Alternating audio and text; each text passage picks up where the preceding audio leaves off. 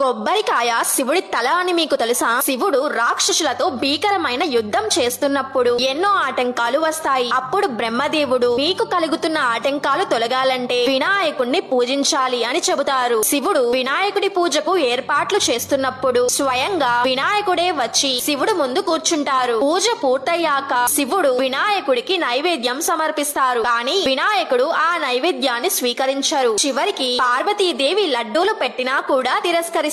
అప్పుడు శివుడికి ఏం చేయాలో అర్థం కాక నీకేం కావాలో చెప్పు వినాయక అని అడుగుతారు. అది విన్న వినాయకుడు, తండ్రి గారు నాకు మీ తలకాయ కావాలి అని అంటారు. శివుడు వెంటనే తన రెండు చేతుల్లోకి తెల్లగా మెరుస్తూ గుండ్రంగా ఉండే ఒక పదార్థాన్ని సృష్టిస్తారు. ఆ పదార్థానికి స్వయంగా శివుడికి ఉన్నట్టే 3 కళ్ళు ఉంటాయి. శివుడి తలపై ఉన్న గంగమ్మ జల రూపంలో దాంట్లోకి ప్రవేశిస్తుంది. అప్పుడు ఆ పవిత్రమైన పదార్థాన్ని గణపతి స్వీకరిస్తారు. ఆ పవిత్రమైన పదార్థాన్ని మనం ఇప్పుడు కొబ్బరికాయగా పిలుస్తున్నాము. ఈ విషయాన్ని మొదటిసారి విని ఉంటే ఓం నమః శివాయ అని కామెంట్ చేయండి.